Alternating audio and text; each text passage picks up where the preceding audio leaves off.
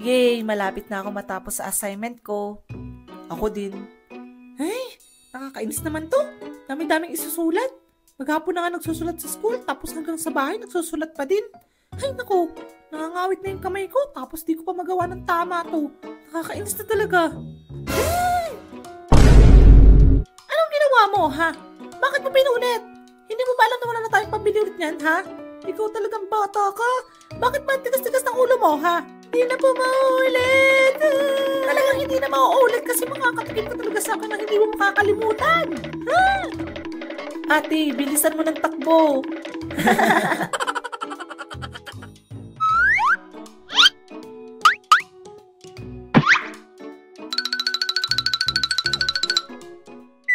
Pamilya. Sila yung mga taong kinagisnan natin at palagi natin kasama hanggang sa paglaki natin. Kaya naman sa full episode na ito ay isa-isa kong ikikwento yung tatay, nanay at mga kapatid ko at yung mga hindi ko makakalimutang experience na kasama sila.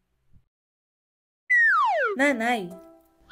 Sa dami ng hindi ko makakalimutang karanasan kasama ang nanay ko, hindi ko alam kung paano umpisan tong kwento kasi simula na yata nang mamulat ako sa mundong ito, si nanay na palagi yung kasama ko.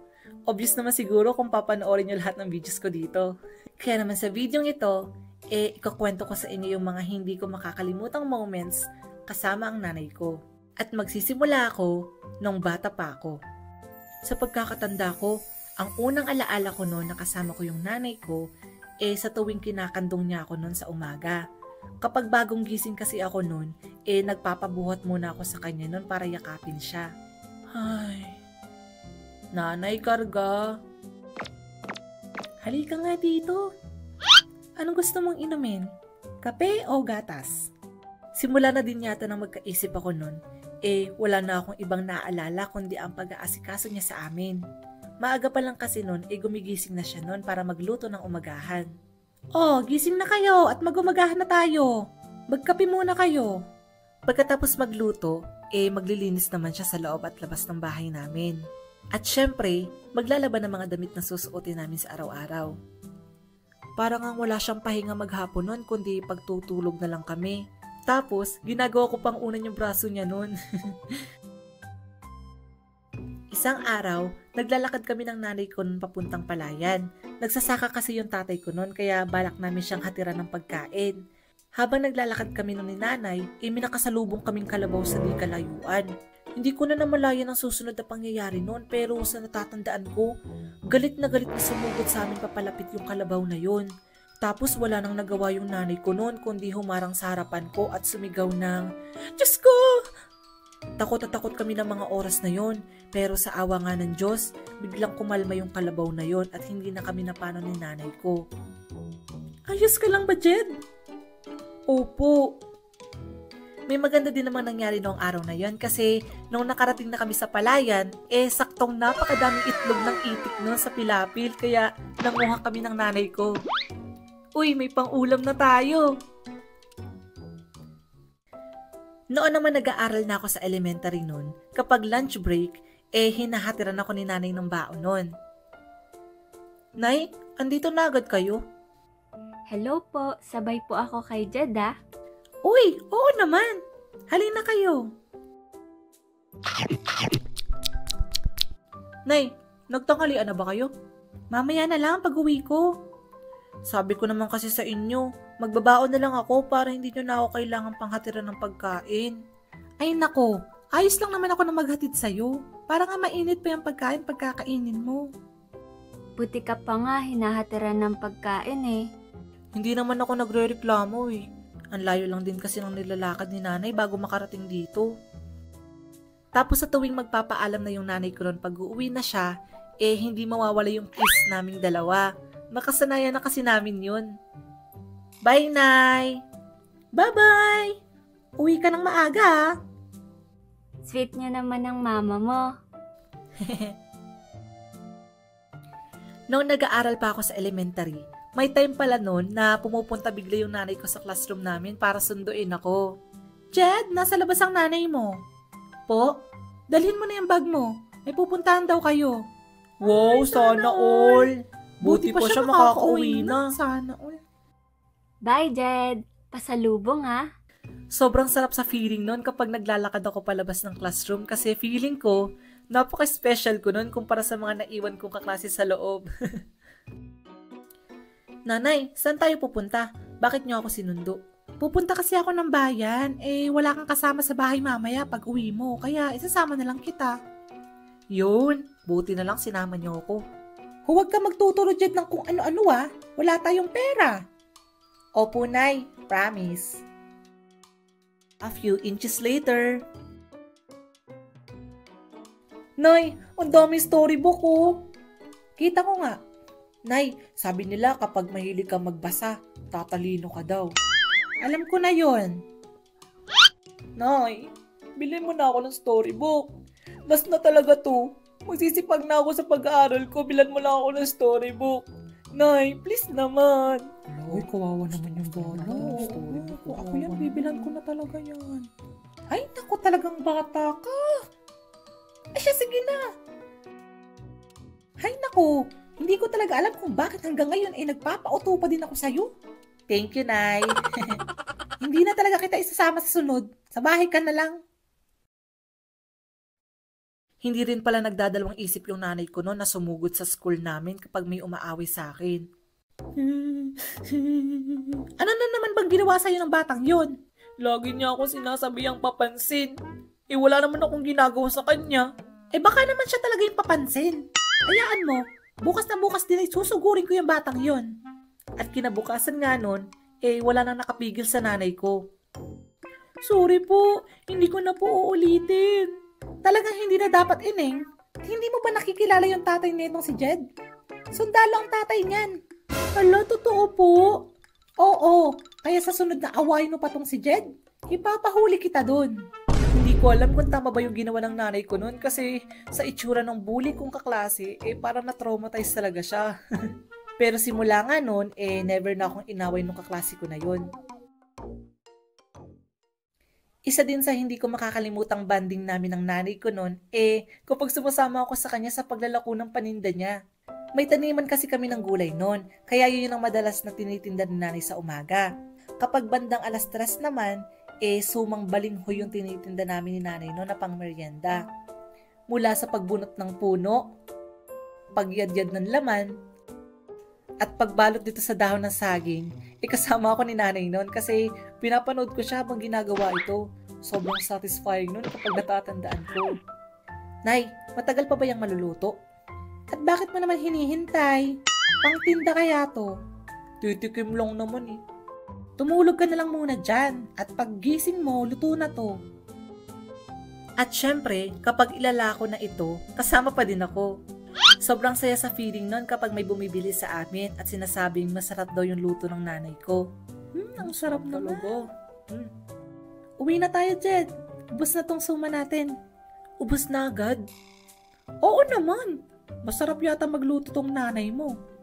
Nay, tinirahan mo ba ako niyan? Oo, meron pa sa bahay, syempre. Isa din pala sa nagpapasabik sa akin nung tuwing uuwi ako galing sa school o sa galaan yung amoy ng niluluto ng nanay ko. Ang bango naman ng niluluto ni nanay. Nagugutom na tuloy ako. Uy, andiyan ka na pala, Jed! Nay, anong ulam? Kapag usapang ulam naman, madalas kapag sakto lang yung ulam namin nun, binibigay sa akin ni nanay yung party niya kapag nabibitin ako. Nay, ayoko na. Busog na ako. Bakit ang bilis mo namang matapos? Hindi pa nga ubos yung kanin mo. Ubos na yung ulam ko Wala nang lasa yung pagkain. Ang lakas mo kasi sa ulam O siya, sa'yo na pang sa'kin. Paano po kayo? Nako, makita ko lang kayong busog, busog na din ako. At dahil may mga panahon nga nakapos kami sa pera, kailangan ni nanay magtrabaho nun sa malayo para mabuhay kami at matustusan ang pangangailangan namin. Huwag ka magpapasaway sa tatay mo kapag wala ako dito Nay, bakit ba kailangan niyo pang magtrabaho sa malayo? Ayaw niyo na ba akong makasama? Kaya nga ako magtatrabaho kasi para din sa'yo yun. Para may pambaon ka sa school. Kailan kayo babalik? Hindi ko alam. Pero saglit lang yun. Babay, Tutoy. Mag-iingat ka palagi, ha? Huwag matigas ang ulo mo. Opo.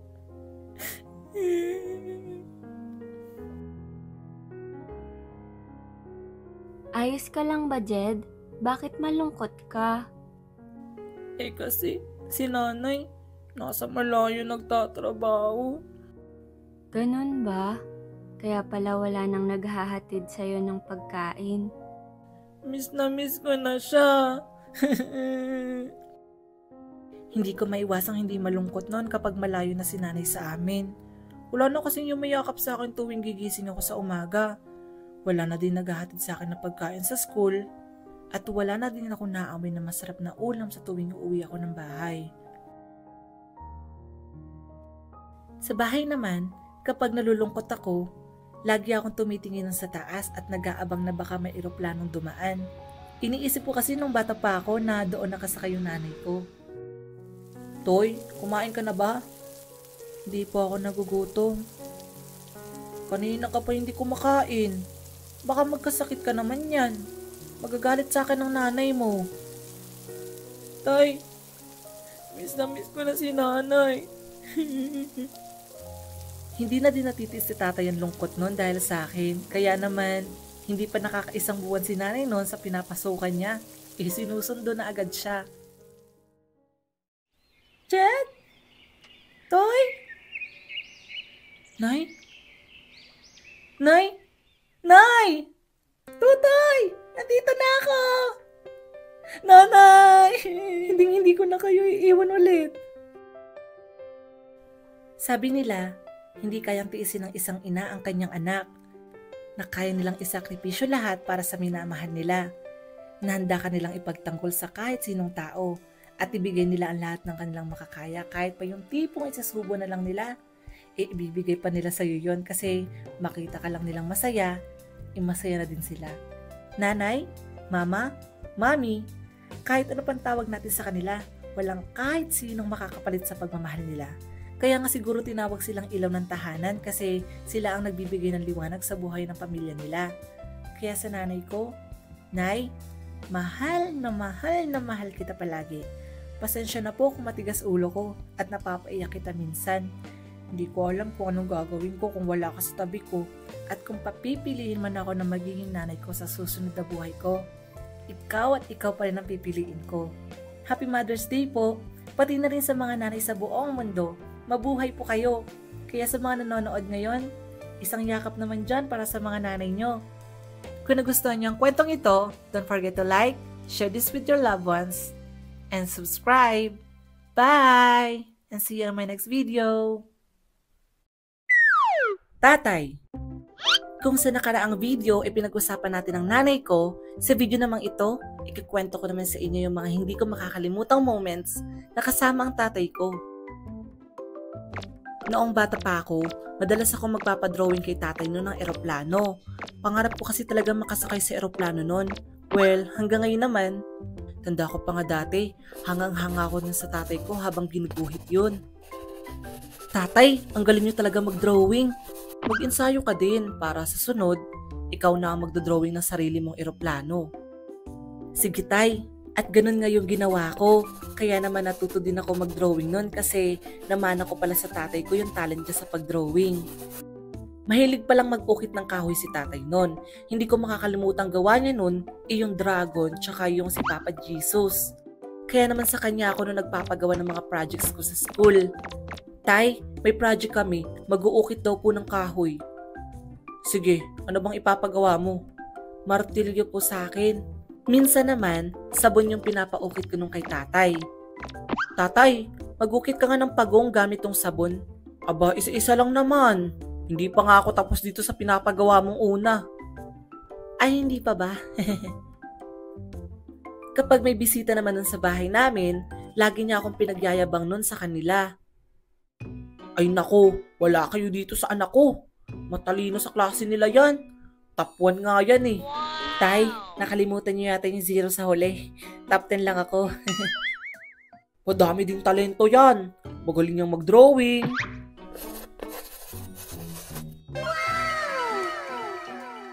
Ay, ang galing nga oh. Walang bura-bura oh, ang bilis. Magaling din sumayaw yan. Ganito ba yun? Oo nga, parang bulating inasin no. Magaling din niyang kumanta. Sa isang pangarap, ako'y nandiniwala. Medyo masakit po lalamunan ko eh. Wow, ang galing! Kuhang-kuha niya yung inis ko. Kaya nga pre. Isa din sa hindi ko makakalimutang alaala noong bata pa ako, kapag lasing yung tatay ko noon. Kung yung ibang tao ay natutulog na lang kapag lasing, ibahin niyo yung tatay ko. Kasi sa sobrang daldal niya, hating gabi na yata kami nakakatulog na nanay ko noon. Sabi ko naman sa inyo, mahal na mahal ko kayo. Walang pwedeng umaway sa inyo. Oo na nga, kanina mo pa naman sinasabi yan. Ulit-ulit ka naman. Anong paulit-ulit? Sabi ko nga, walang pwedeng umaway sa inyo dahil mahal na mahal ko kayo. Ayan na naman. Paulit-ulit ka na nga. Para kang sirang plaka. Ang ginagawa ko naman noon, nagtutulog-tulugan ako kasi kapag nakita ko ni tatay noon, isang dabakbak na story time ang matatanggap ko sa kanya. Tagal naman matulog ni na tatay. Hindi mo pa yata ako pinapakain. Anong hindi pinapakain? Kumakain ka na talaga ngayon. At kung siniswerte ka nga naman, inakaramdam pa ako na naiihi ako noon. Ano ba yan? Ngayon pa talaga ako naihi. Wala na akong ibang choice noon kundi pumunta sa banyo kasi baka mauna pang pumutok yung pantog ko kaysa makatulog si tatay. Huwag sana akong makita ni tatay. Jed! Naku po. Halika nga dito. Ay, ano ba yan? Alam mo ba nung ganyang edad ko sa'yo? At walang katapusang throwback story na mangyayari sa amin noon. Oo, marunong na akong magtinda mag-isa. Les pa nga ako noon, tapos naging ako, pastol ng mga itik. Bata-bata ko pa noon. Lumabas ka pa kasi. Hays. Pero totoo namang ayaw kaming inaaway ni tatay noon dahil talagang nagagalit siya kapag may umaaway sa aming magkakapatid noon. Ang sakit. Sino may gawa sa'yo nito? Si Insan po. Anong gusto mo? Ipakulong ko na ba? Lo, si OA. Sobrang overprotective niya din sa amin noon to the point na kapag minadapa sa amin, hahanap at hahanap talaga siya ng sisisihin noon. Walang hiya kang bato ka. Bakit ba nakapalamar ka dyan sa daan ha? Ikaw naman, bakit ba din ka dubaan? Lawak na lawak ng daan. Lo. Hindi lang sa bato niya ako pinagtatanggol nun, kundi pati na rin sa nanay ko. Kapag kasi hinahabol ako ng palon ni nanay nun, sa kanya ako tumatakbo nun. Hindi na po maulit. Bumalik ka dito! Ikaw talagang bata ka! Tatay! Bitawan mo yung bata na yan at tuturuan ko yan ng leksyon. Bakit mo baga papaluin na naman tong anak mo? Aba, paano yung napakatamad utusan yan? Puro mamaya ng mamaya ang sagot. Mas mauuna pa yata masunog yung niluluto ko bago makabili yan sa tindahan. Wag mo nang paluin. Pagsasabihan ko na. Yes. Kapag may trabaho din si tatay sa pagkakarpentero, madalas niya kaming inuwian ng pasalubong nun. Oh, sige, basahin mo na yan. Kabalaw. Kabalaw. Anong kabalaw? Kalabaw! Talaga kang bata ka. Oh, may dala akong ulam at tinapay dito. Ayun, nandiyan na si tatay. May dalang tinapay. Kapag si nanay naman na nagtatrabaho nun sa malayo, hindi rin ako natitiis ng tatay ko nun. Oh, bakit umiiyak ka na naman? Wala po. Namimiss mo na naman ba nanay mo? Opo. Sige, at susunduin ko na siya bukas. Huwag ka nang umiyak, ha? At kinabukasan nga nun, kasama niya na pauwi si nanay nun. O, andito na si nanay mo. Huwag ka nang malulungkot, ha? Isang araw, nagpaalam siya kay nanay nun na may pupuntahan daw siya. Ako naman itong si Sama-sama, nakiusap sa kanya na isama niya ako. Tay, saan ka pupunta? Basta, sa malayo. Tay, pasama ako. Hindi pwede. Maiinip ka lang. Hindi ako maiinip. Sama na ako. Hindi naman talaga dapat ako isasama nun, pero dahil naawa siya sa akin, ang ending, sinama niya na din ako. Hindi ko natanda kung bakit, pero pumunta yata kami nun sa mga kamag-anak niya sa kabilang barangay. Tanda ko pa noon, isa yun sa pinakamasayang araw ko kasi nakasakay ako sa bike. Feeling ko nga nun lumilipad ako nun habang nakasakay dito. Woohoo! Ang saya! Pero may mga panahon nagkakasakit si tatay nun. May asthma kasi siya na naman ako din sa kanya. Nay, ano nangyayari kay tatay? May hika na naman ang tatay mo. Tay, ayos ka lang ba? Huwag ka na dito at baka mahawak ka pa. Awang-awa ako nun sa kanya kasi hirap na hirap talaga siyang huminga. Alam ko noon na nahihirapan talaga siya. Humihiram pa yung nanay ko noon ng nebulizer sa kapitbahay namin kasi wala namang kaming ganun. Mahal kasi. Pero buti na lang, 1 hanggang 2 araw lang siya kung atakihin nun kasi gumagaling din siya agad. Aaminin ko, may mga panahon hindi rin kami nagkakasundo ni tatay nun kasi may pinagtatalunan kaming mga bagay-bagay. Pero at the end of the day, nagkakabati pa din kami. Pero alam nyo ba, hangang-hanga ako na sa tatay ko sa sipag at tiyaga niya sa pag-uukit. Siya yung nagpa-realize sa akin noon na art takes time. Kasi matagal-tagal niya din yun bago matapos. Pero worth it naman kasi sobrang ganda kapag natapos na to. Mahilig din siya magtanim noon ng mga kung ano-ano. Kaya nga nagkaroon kami ng sariling gulayan noon kung saan kumukuha kami ng uulamin namin sa araw-araw at itinitinda ni nanay. Luto na yung ginataang gulay natin at piniritong isda. Mukhang mapapadami na naman ang kain ko ah. Ay wow, talaga ba? Di ka nga kumakain ng gulay eh.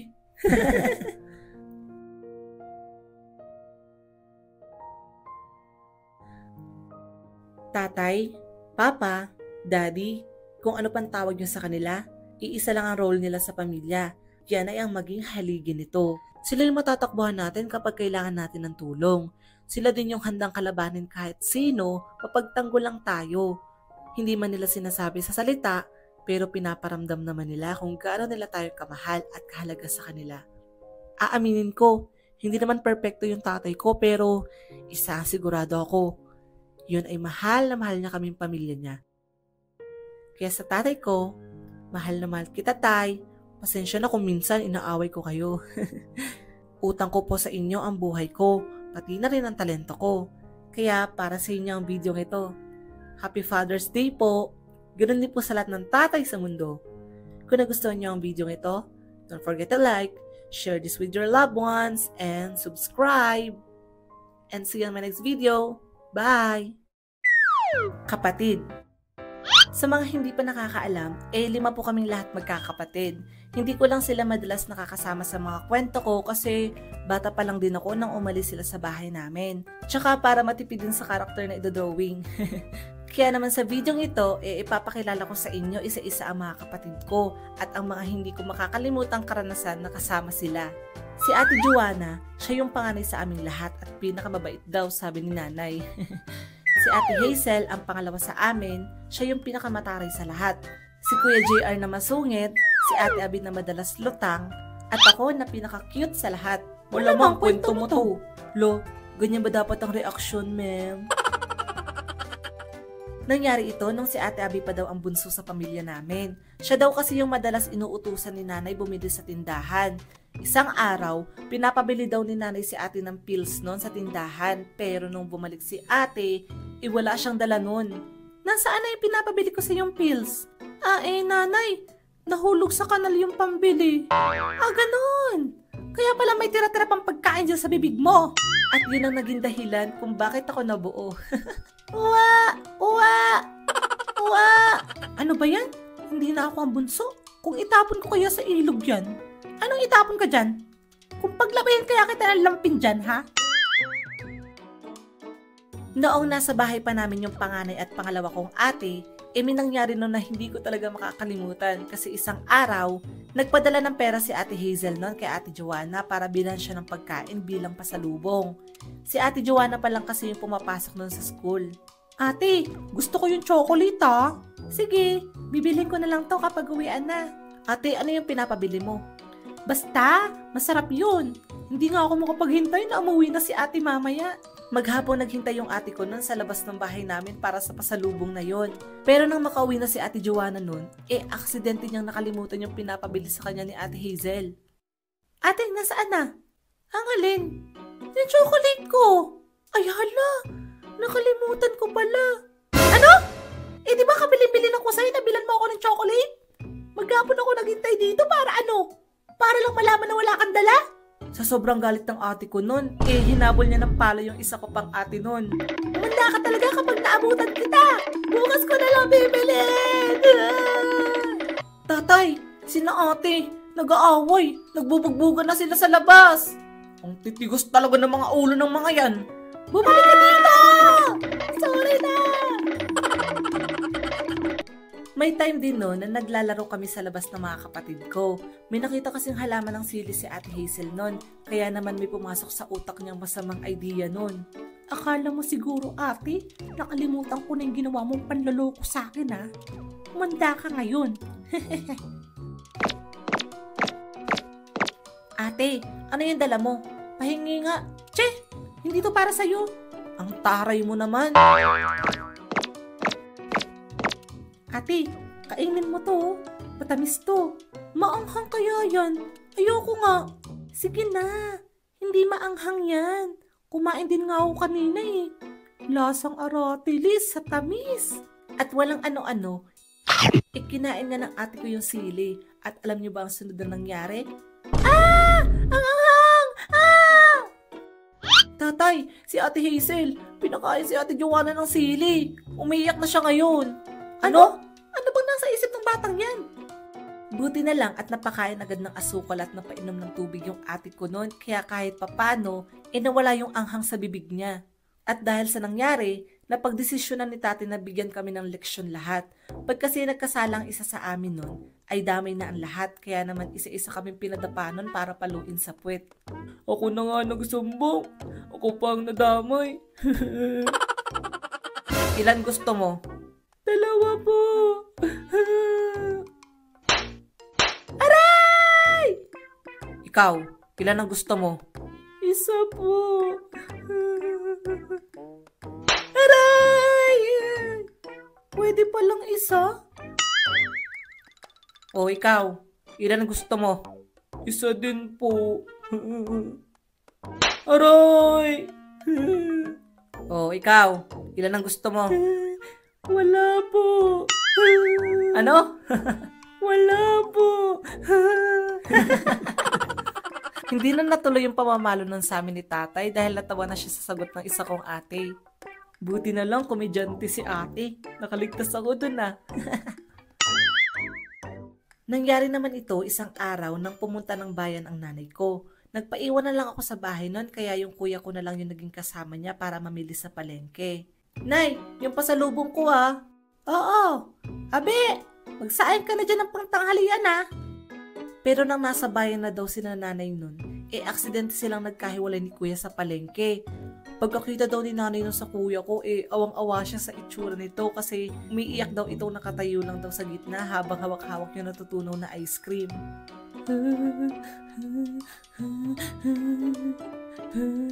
Abe, nagsaing ka na ba?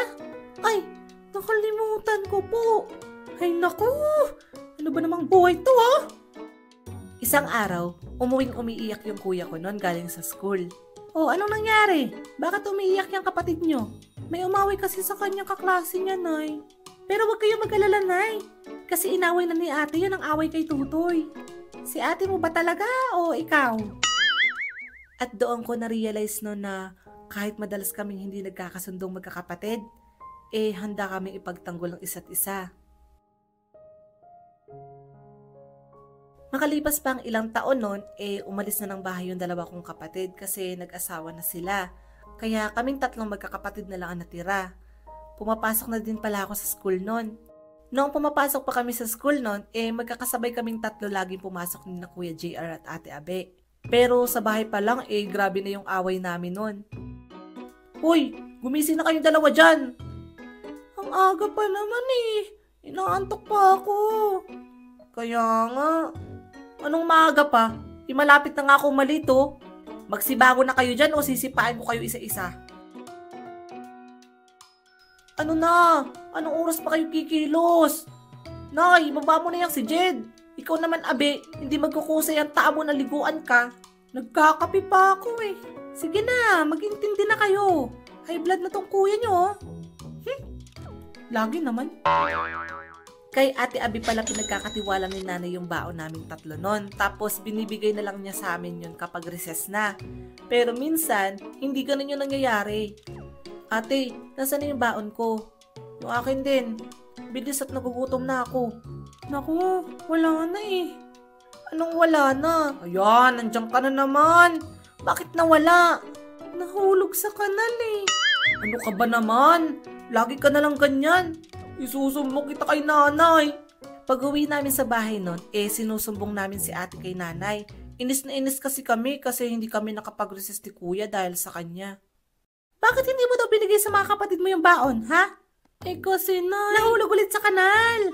Pag ako talaga napuno, hindi ko na kayo bibigyan ng pera para wala nang mahulog sa inyo.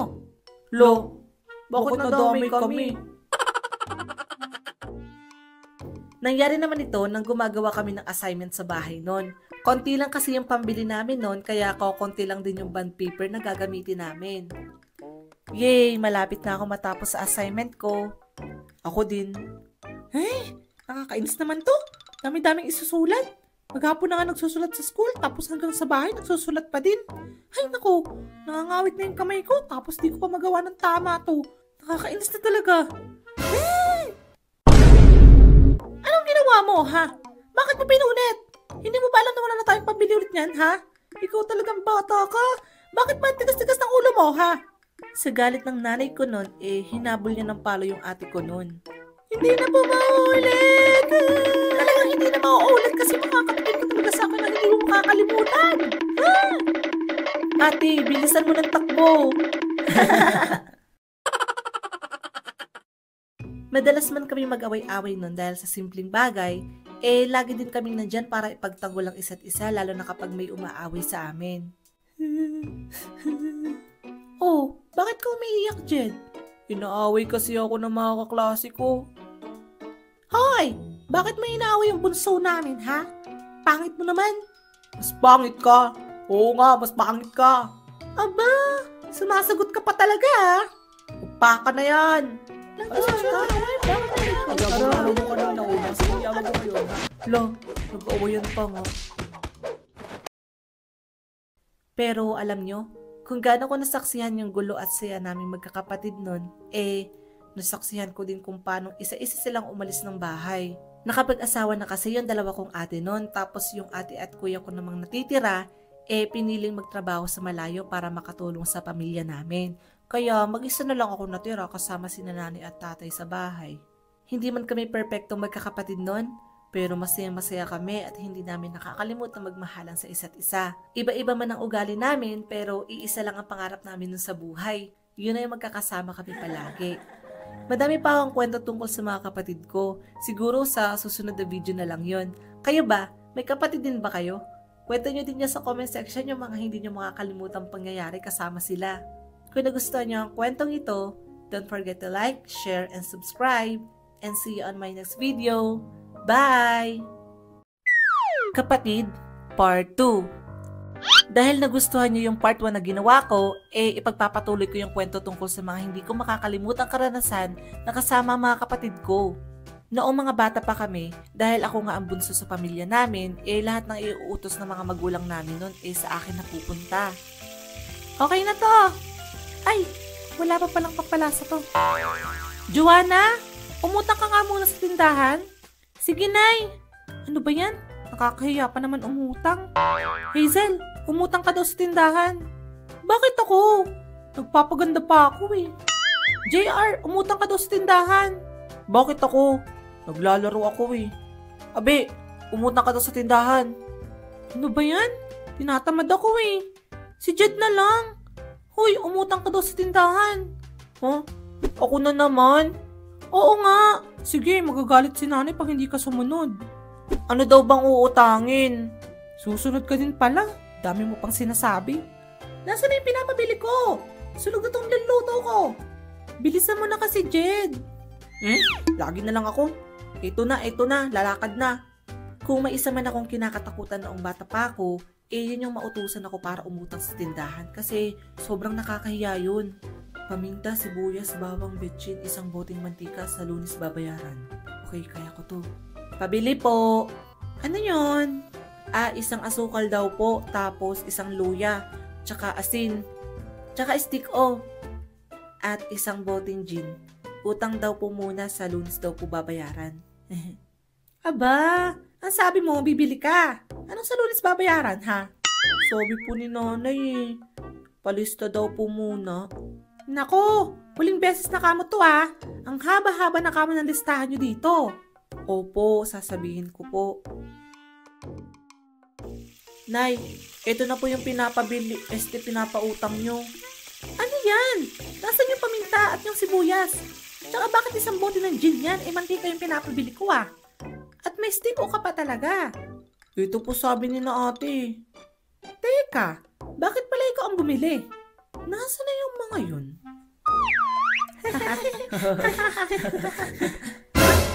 Ibang klase talaga kayo, ano? Sa kapatid nyo na naman pinasa yung inuutos ko. Tumakbo na kayo! Kainin nyo ngayon yun nang walang kalasa-lasa. Sarap ng stick, Aba, ayos to May pang-inom na ako mamaya. Bumalik kayo dito! Noong mga bata pa kami, madalas pala namin nakikita yung ate Abi ko na nagdadrama sa bahay kapag wala tong magawa. May pa-Jenny ka pa dyan. Manloloko ka. Bakit mo naman ako niloko? Alam mo naman mahal kita, diba? Binigay ko naman lahat ng gusto mo. Paano mo ba kasi gusto mahalin ka, Lagi mo nalang pinapasikip ang dibdib ko. Bakit? Dahil cute ka? Dahil marami nagkakakrush sa'yo? Kaya pwede mo nang gawin sa akin to? Mula ngayon, kaaway na kita. Hindi na ako makikipagbati sa'yo. Kahit kailan. Ayun ko pala to Ang galing pala. Ang galing ni ate. Best actress pala ang ate ko na yan. Ano ba? Anong ginagawa nyo dito? Ate, sali ka kaya sa Pinoy Big Sister? Pinoy Big Brother yun. Tumakbo na kayo! Isang araw, umuwing galit na galit yung kuya ko noon. Nasaan na yung itak natin? Bakit? Anong gagawin mo? Tatagain ko yung kalaro ko. Bakit mo tatagain? Inaasar ako Manda sila sa akin. Babalikan ko talaga sila. Buti na lang at napigilan ni nanay at tatay yung kuya ko noon. Ano ba kasi nangyari? Bakit galit na galit ka?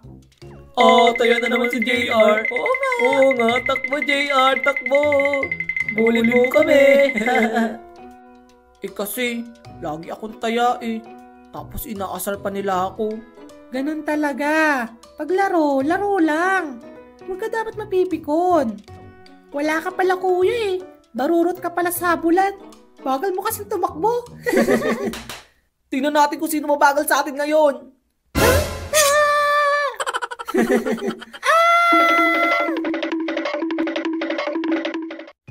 May time din nung nasa school kami.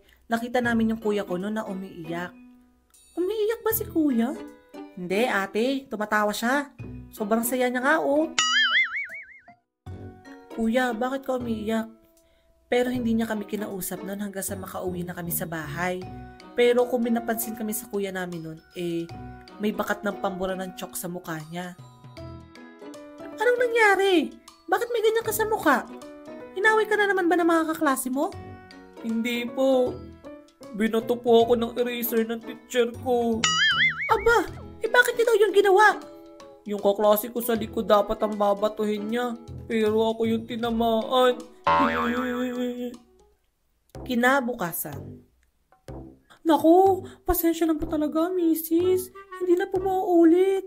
Awang-awa nga po ako dyan sa anak niyo kasi hindi man lang siya nagreklamo kundi umiyak na lang siya. Ay wow! Sa tingin niyo po ba, makakapagsalita pa yan matapos matamaan ang eraser sa mukha? Ganyan ba dapat magtanong, ma'am?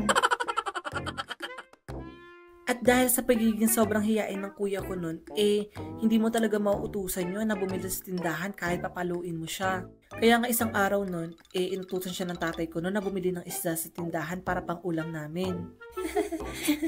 GR, bumili ka muna ng isda dun sa tindahan para may pang ulam tayo. Ayoko, tay. Nahihiya ako. Anong nahihiya? Bumili ka dun, ha? Sabi ko sa iyo. Ayoko nga po. Nahihiya ako. Gagalitin mo pa talaga ako? Sa iba nyo na lang po iutos. Ayoko po. Talagang ginagalit mo ako, ah. Huh? Sa sobrang gigil ng tatay ko nun, hindi na siya nakapagpigil at hinagis niya yung kuya ko nun sa kanal. Pero disclaimer lang, hindi naman napano yung kuya ko nun kasi mababaw lang naman yung kanal. Nabasa lang siya, ganun. Ah! Nanay! Nanay! Saan ka ba kinaiwag dyan? Oh, bakit? Si Kuya JR po! Hinagis si tatay sa kanal! Ano? Epal naman to si ate. Ako dapat yung magsasabi nun eh. Pero kahit na ganun si kuya, never naman nagkaroon ng problema si nanay sa kanya pagdating sa school. Kasi laging pasado ang mga grades niya tapos never din siya nagkautang sa class fund. Hindi katulad ng isa kong ate.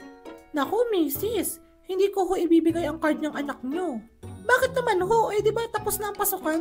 Tama naman po kayo, tapos na ang pasukan. Pero yung utang ho ng anak nyo sa akin sa class fund, hindi pa.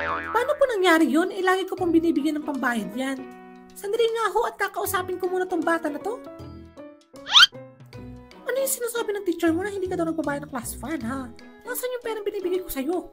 Huwag mo sabihin pati yun, nahulog din sa kanal. Kasi nay, kasalanan din naman ni ma'am yun eh. Paano kasalanan niya, ha?